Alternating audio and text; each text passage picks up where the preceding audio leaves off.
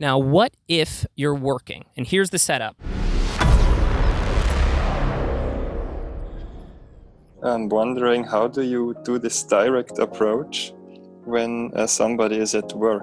Like, you probably have a time constraint then. Well, when you're approaching somebody who's at work, it's really not about you and your constraints.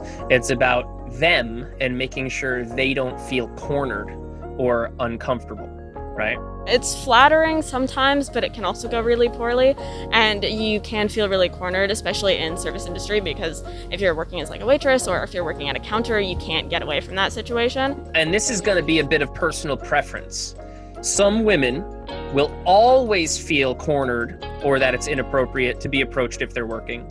Other women will be completely open to it and encouraging of it, right? You don't know which is going to be which until you go up. And this is why pre-framing is so important to our style of approach. Pre-framing, remember, is the thing you say before the thing you really want to say to make the thing you really want to say go over better. I come up and I say, hey, I see that you're working. I don't want to get you in trouble, but compliment, are you single? There's two types of pre-frames. There's a social calibration pre-frame, which is basically you saying something that proves that you're aware of what's going on. Then there's the sort of buying time pre-frame, which is basically just kind of like a little intro so people have time to realize that you're trying to talk to them. So in this situation, you would want the first type of pre-frame.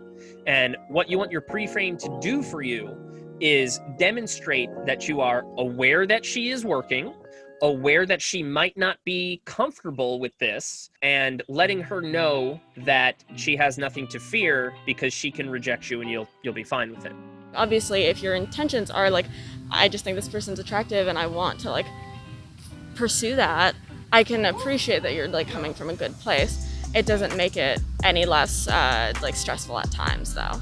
So a proper pre-frame to approach someone who's working would be something like, hey there, I see that you're working. I really don't want to get you uncomfortable and I don't want to get you in trouble, but I had to come over because compliment, then ask the boyfriend question. Okay. Sounds easy. How do you know how long you can talk to her before you should let her work again? Well, you don't know how long you can talk to anybody if you don't ask them. Okay. So you should be asking every person you approach how long they have to chat with you. Now, if somebody's working, you obviously know that they don't. So you don't even have to ask length of time. You should be trying to get in and out as quickly as you can. Let's say she's working like an ice cream cart in a park. She's got no boss standing over her shoulder. She's got no other customers. Obviously, you can talk to her for as long as she wants to talk to you, right? This one's special. This is from my heyday in 2011. Hi. Hi. Do you want to get married?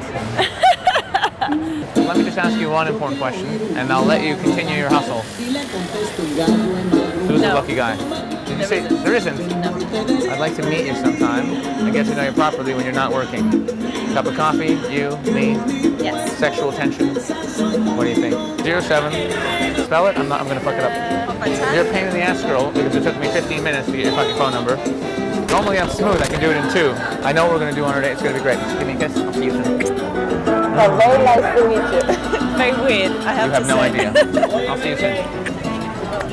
But if she's working in the mall, in a shoe store or something, she's got like a manager hovering around, you should assume that you don't have a lot of time to talk to her. I have only found it like at least acceptable if someone has just been like, I think you're really attractive, or like, I think you have beautiful hair, or whatever, or like, I like your necklace, you know, here's my number.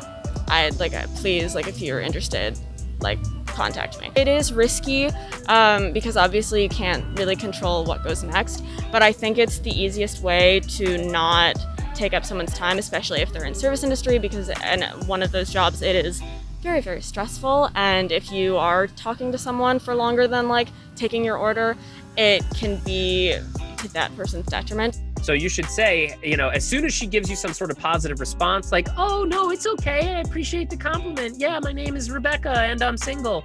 Okay, cool. Well, like I said before, I don't want to get you in trouble.